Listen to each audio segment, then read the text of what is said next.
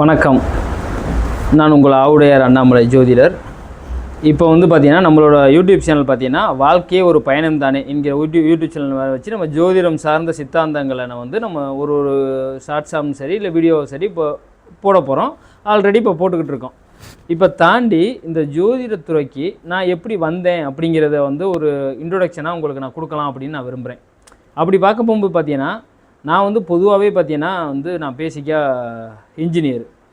அப்போ எனக்குள்ள ஒரு தேடுதல் எப்படின்னா ஒரு காலகட்டம் நடக்குது. அந்த காலகட்டம் நடக்கும்போது பார்த்தீங்கன்னா ஒரு வாழ்க்கையில் ரொம்ப ஒரு கஷ்டமான சூழ்நிலையிலேருந்து அடுத்த கட்டத்துக்கு நகர்றதுக்கு என்ன வழின்னு தேடிக்கிட்டு இருக்கும்போது ஒரு சில வேலைகள் கிடைக்கிது. அந்த வேலை மூலியம் நமக்கு ஒரு சில வருமானம் வருது. அது மூலியம் ஒரு தொழில் பண்ணுறோம். அதில் ஒரு பெரிய ஒரு அடியை சந்திக்கிறோம். வாழ்க்கையில் ஒரு மனிதனுக்கு பார்த்திங்கன்னா வாழ்ந்தவன் கெட்டக்கூடாதுன்னு ஒரு சூழ்நிலை இருக்குது பார்த்திங்களா. அது மாதிரிக்கு ஒரு சூழ்நிலை நான் பெரிய ஒரு கஷ்டத்தை சந்திச்சிருக்கேன்.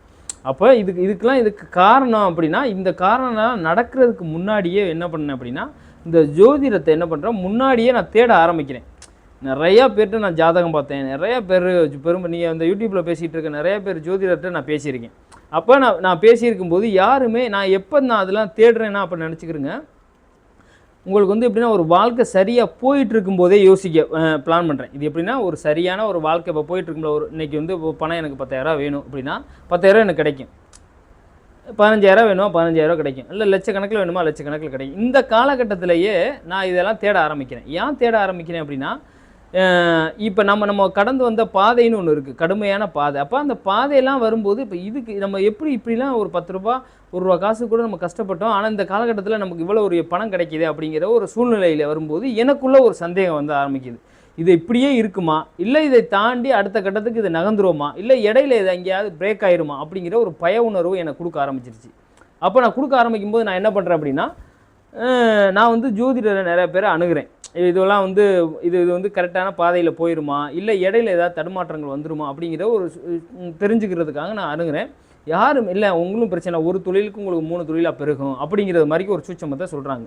பட் ஆனால் அதெல்லாம் எனக்கு அதிலெல்லாம் எனக்கு இது விடல. அதே மாதிரி ஒரு தொழிலுக்கு 3 தொழிலுங்கிறது அது எந்த கிரகத்தாலங்கிறது இன்றைக்கி எனக்கு தெரியும். எல்லாமே நீங்கள் நிறைய பேருக்கு ஜோதிடம் பார்த்துக்கிட்டு இருக்கேன், சொன்ன விஷயம் ஒவ்வொரு விஷயம் நடந்துக்கிட்டு இருக்கு. பட் ஆனால் சொல்கிறாங்க. பட் இது எல்லாம் தாண்டி எனக்குள்ளே ஒரு தேடுதல், எனக்குள்ளே ஒரு பயம் கொடுக்குது பாருங்கள், சரியாக போயிட்டு இருக்கும்போதே. அப்போ எனக்கு பயம் கொடுக்குது. நான் நடந்து நான் ஒரு தொழிலை நான் பண்ணிக்கிட்டே இருக்கும்போது ஒரு காலகட்டம் வருது. கரெக்டாக பார்த்தீங்கன்னா எனக்கு ஒரு காலகட்டத்தில் ஒரு தசை வருது. சரியா, எனக்கு ஒரு சந்திர தசை நடக்குது. நான் கன்னி இலக்கணம் சந்திர தசை 8ஆம் இடத்துல இருக்கார். சரியா, 8ஆம் இடத்துல இருக்கார் சந்திர தசை. 11ஆம் தேதி 8ஆம் இடத்துல நான் நினச்ச விஷயம் எல்லாம் நடக்குது. இது ஒரு 5 வருஷம் நடக்கிறதுக்கு முன்னாடியே நான் இது தேர்தல் என்ன பண்ணுறேன் அப்படின்னா இந்த லைஃப் ஒரே மாதிரி போயிருமா, இல்லை பின்னாடி ஏதோ எங்கேயாவது ஒரு சறுக்கு வந்துருமா அப்படிங்கிறத யோசிச்சு தான் நான் ஜோதிடத்தை தேடுறேன். அப்போ யாருமே எதுவுமே சொல்லலை. கரெக்டாக இது 10 வருஷம் தசை. அந்த 10 வருஷத்தில் 5 வருஷத்துக்கு அப்புறம் இதை தேடுதல் ஆரம்பிக்கிறேன். அந்த தேர்தலில் மிகவும் எனக்கு சரியான ஒரு பதில் எங்கேயுமே கிடைக்கவே இல்லை.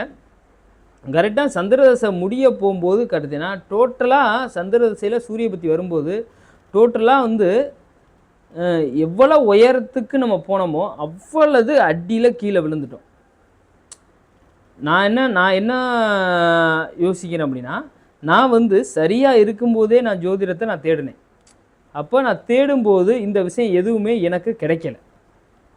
ஒருத்தர் இல்லைங்கய்யா இப்போ ஒரு பள்ளம் வரப்போகுது, நீ கொஞ்சம் எச்சரிக்கையாக இருங்க, அதுபடி ஒரு சில விஷயத்தை நீங்கள் தவிர்த்தீங்க அப்படின்னா உங்களுக்கு வாழ்க்கையில் சிறப்பாக இருக்கும் அப்படி நம்மள்ட்ட ஒரு யதார்த்தத்துக்கு நம்மள்ட்ட சொல்லியிருந்தாங்க அப்படின்னா கண்டிப்பாக அதை கேட்டு நிதானமாக நான் இருந்திருப்பேன். அதை யாருமே என்கிட்ட சொல்லவே இல்லை.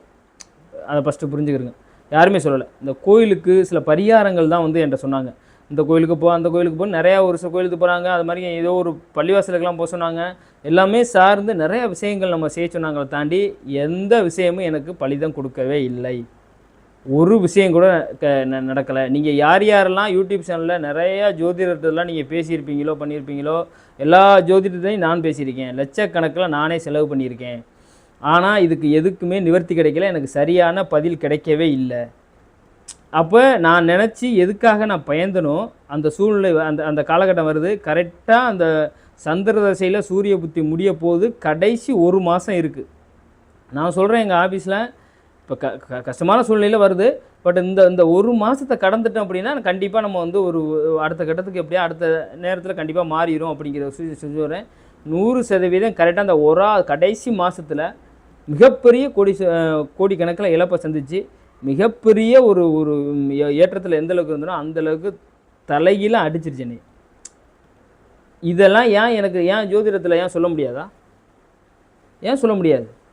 அப்படியே அக்யூரேட்டாக எடுத்து பேசலாம். யாரோட வாழ்க்கையிலையும் ஜோதிடத்தில் அவ்வளோ ஒரு அறியாத பொக்கிஷம் அது. ஏன் பேச தெரியல யாருக்குமே? என்ன காரணம்?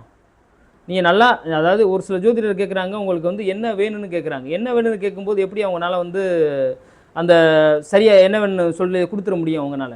அவங்க என்ன கடவுளா? அது இல்லை. ஜோதிடத்தில் நம்ம ஒரு வழிகாட்டி. அப்போ வழிகாட்டுறதுக்காக எனக்குள்ள ஒரு சில பிரச்சனைலாம் வரப்போகுதோ என்கிற எனக்குள்ள ஒரு எண்ணங்கள், அது இறையொருள், அதுக்கு அடுத்தடுத்த வீடியோஸில் நான் உங்கள்கிட்ட பேசுகிறேன். வரப்போதோ எண்ணங்கள் தோணி நான் வந்து அந்த ஜோதிடத்தை நான் வந்து தேடுறேன். அப்போ அந்த காலகட்டத்தில் கண்டிப்பாக அந்த ஜோதிடத்தை தெளிவாக வந்து என்கிட்ட எடுத்து சொல்லியிருந்தாங்க அப்படின்னா கண்டிப்பாக நான் வந்து இந்த பாதையில் எந்த ஒரு ட்ராக்கை மாற்றியோ இல்லை வேறு ஏதாவது ஒரு பிஸ்னஸ் நிலையோ ரொம்ப எச்சரிக்கையாக இருந்திருப்பேன். ஆனால் இது யாருமே எனக்கு வந்து கொடுக்கவே இல்லை. அப்போ அந்த ஜோதிடங்கிறது அவ்வளோ நுட்பம். நீ ஒரு நாளும் ஒரு விஷயத்தையும் சந்திக்கிற ஒவ்வொரு விஷயத்தையும் அக்யூரேட்டாக நம்மளால் ப்ரொடெக்ஷன் பண்ண முடியும். இதை வந்து நான் வந்து 2000, 3000, 5000, 10,000 அப்படிங்கிற மாதிரி ஜோதிடத்தில் நான் பணம் கட்டி நான் ஜாதகம் பார்த்துருக்கேன். ஆனால் யாருக்கிட்டையும் எந்த பலனும் எந்த யூஸுமே கிடையாது. இன்றைக்கி வேணால் அவங்களாம் பெரிய லெவலில் சம்பாரிச்சிருக்கலாம் பட்ட ஜோதிடத்தில், ஆனால் பட்ட இது கிடையாது. இன்றைக்கி நான் சொல்கிற ஜோதிடம்லாம் பார்த்தீங்கன்னா அக்யூரேட்டாக இருக்குது. இது இறைவன் வந்து அது எப்படி எனக்கு வந்துச்சு அப்படிங்கிறத நம்ம அடுத்தடுத்த வீடியோஸில் நான் உங்கள்கிட்ட சொல்கிறேன். பட் இது மாதிரிக்கு எனக்கு வந்து ஜோதிடத்தில் யாருமே ஒரு தெளிவான ஒரு ப்ரொடெக்ஷன் யாருமே எனக்கு சொல்லவே இல்லை. கரெக்டாக முடியுது. அது 8ஆம் இடத்துல இருக்குது. அசிங்கம், அவமானம், விபத்து, கண்டம், என்னென்னலாம் சந்திக்கணுமோ அவ்வளோ விஷயத்தையும் சந்திச்சிட்டேன். இதுக்கெல்லாம் காரணம் அந்த கிரகத்தோட வேலை. ஏன் அந்த கிரகத்தை பற்றி ஏன் தெளிவாக பேச தெரியலை? ஏன் சொல்ல தெரியலை? யூடியூப்லாம் நிறைய பேர் பேசுகிறாங்க, ஏன் பேச தெரியலை? பேர்லாம் சொல்லக்கூடாதுன்னு நான் விரும்புகிறேன்.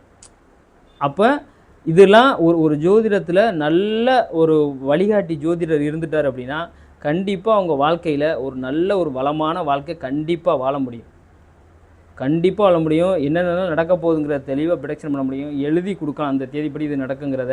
அது மாதிரி நடக்கும். அதை தெளிவாக சிந்தித்து தெளிவாக ஒரு படித்த ஜோதிடர்கிட்டையோ இல்லை தெய்வ அருள் இருக்க ஜோதிடத்தையோ இல்லை வாக்கு பலிதம் இருக்க ஜோதிடர்கிட்டையோ நம்ம ஜாதகம் பார்த்தோம் அப்படின்னா கண்டிப்பாக நல்லது நடக்கும். எல்லாம் ஜோதிடம் கற்றுக்கலாம்.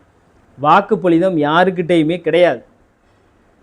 ஒரு 100 பேர் இருக்கான் அப்படின்னா கண்டிப்பாக 10 பேர்கிட்ட வேணா இருக்கும். இன்றைக்கி ஜோதிடம் எல்லோரும் கற்றுக்கிறாங்க. ஆனால் தெரிஞ்சுக்கலாம், நம்ம குடும்பத்துக்காக வேணால் தெரிஞ்சுக்கலாம் தாண்டி அதை வந்து ஒருத்தர்கிட்ட நம்ம கணிச்சு சொல்லும்போது பார்த்திங்கன்னா அது பலன் நடக்கணும்ல.